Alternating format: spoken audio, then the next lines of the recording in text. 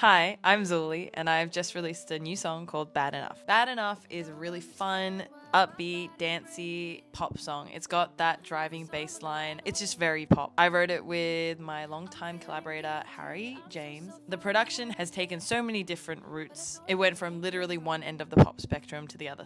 But lyrically, the song means a lot to me in a way that I don't know if other people can relate, but I want to have a go explaining it anyway.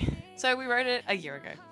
I was dating someone who was really sweet, and I have nothing bad to say about this person. Halfway through, he asked me, "What are we?" And I couldn't really respond, and I was like, "Oh, I don't know, but I don't see a future really." He took it like a champ. It wasn't a frustrating situation, but it was frustrating to be on different pages with someone. He thought he saw something in me and in us that was very different from how I was feeling. It usually makes me feel quite unseen when my partners can't see where I'm coming from, or they can't read me in that way. He's not the only person who I've had an experience like this with. I feel like they have a perception of me that isn't true to who I am. This song is mainly about the frustration that I was feeling, setting boundaries, which is not something that I'm very good at. I just want to be seen, okay? But not perceived. Anyway, I think it will make more sense as I go and explain the lyrics. Having to have this conversation with this person and having to let them down, that's a really scary conversation for me to have. I was eaten up by it. The second part of it is maybe a little harsh. I guess part of me was angry at myself for feeling this amount of stress and anxiety. I knew I didn't want the person. Maybe I'm the asshole. Am I the asshole? I'm feeling guilty. I'm so self-unaware, yeah. There's nothing I could have done to have made that situation go the way that he wanted it to go. If I want casual, I'll be like, "Hey, just so you know, casual is kind of the only thing that I'm open for at the moment.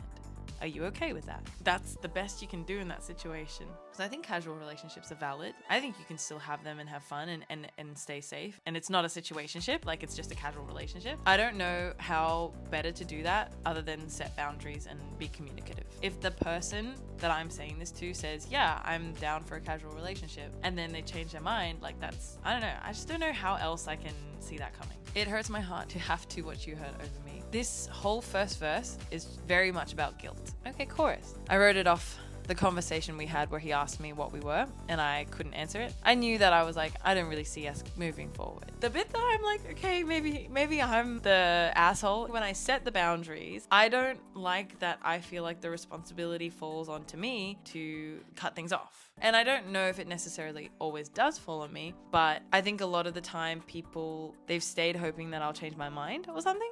I don't know. But if you're in my position, you're kind of getting everything you want. And that makes it really hard to be the bigger person and be like, no. And also, that takes away someone else's autonomy. With this particular person that I wrote the song about, he was actually really great. He was like, if you don't see this going anywhere, then I don't think I can see you anymore. And I guess some people tell me like, oh, this person's definitely in love with you, like you have to cut them off, be less yourself around them. I really hate the idea that I have to censor myself because someone else is into me when I have set clear boundaries and communications. Do you know what I mean? Like, I feel like this is such a difficult concept to talk about. Like, I am genuinely curious if I'm in the wrong. So that's what that line means. It's a bad line. Like, it's just like a reflection of the phase I was going through at that time. I will say I am not like that anymore. Can you? Okay, verse 2. We read the spoilers, but you still wonder how this ends, holding on for a plot twist. This line pretty much sums up the whole idea that I was talking about earlier. People expecting my mind to change. Reading the spoilers is me already telling them that I am not interested. And they're like, no, but you don't understand. We want the same things. And I'm like, I don't know how to explain it to you further that we don't. You pick your poison, and I'm trying to find the words to say suicide when you take a sip. I feel like I'm watching them slowly kill themselves, and I don't know how to tell them that they're doing that. They're electing to do it. Caught in the crossfire, you'll end up as collateral. I feel like the crossfire is really whatever fucking shit I got going on up here to make me so anti-commitment. I guess a lot of people have been collateral damage in my exploration of who I am. And I feel bad about that, but not bad enough. So apathetic, but this love doesn't come natural. I say apathetic because I tend to get very emotionless when I'm in a position where I have to break up with someone. I like the idea that love should be easy, or at least it shouldn't feel forced. It is a better thing for me and for them that we don't pretend. I feel like Judas, you follow when I lead you on. I think this is my favorite line in the song. Anyway, the chorus repeats and it's the same, and then there's a second half. The second half is, I don't really care. Yeah, I don't have a heart. You tell me I'm the bad guy, I'm gonna play the part. Oh, this song is really a combination of literally all of my relationships. 7 evil exes for every stanza of this song. This second chorus is leaning into the idea that I'm the bad guy, that I'm the villain, kind of taking their words. The bridge is the last little bit, and I think the bridge is really sick. There's some like, we put some beatboxing in the bridge. It's fun. I drew the line, you made the choice to cross, made up my mind, can't give you what you want.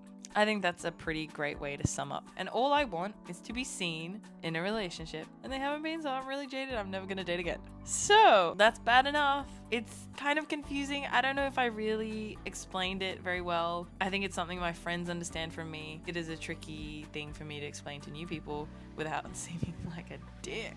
I am just trying to be more honest with how I feel, and I'm trying to hurt less people. Yeah, so I guess this is super boring. Also, please don't take any of this as dating advice. Other than the fact that you should set your boundaries and you should expect them to be respected, I don't feel like my way of dating is necessarily a healthy way of dating. Anyway, love is complicated, life is complicated, relationships are complicated, and people are very fucking complicated. I still have hope that I'll meet the love of my life and that they will like me. Thanks so much for the love on Bad Enough. It's one of my favorite songs that I've written. I'm really, really proud of the production, so I'm so happy to be finally sharing it with everyone. Let me know what you think about it. Let me know if you have any of your own stories with these kind of concepts, if they make any sense. Let me know something that you feel bad about, but not bad enough to stop doing it. Go stream Bad Enough, dance to it, and I'll see you next time. Bye. Love you all.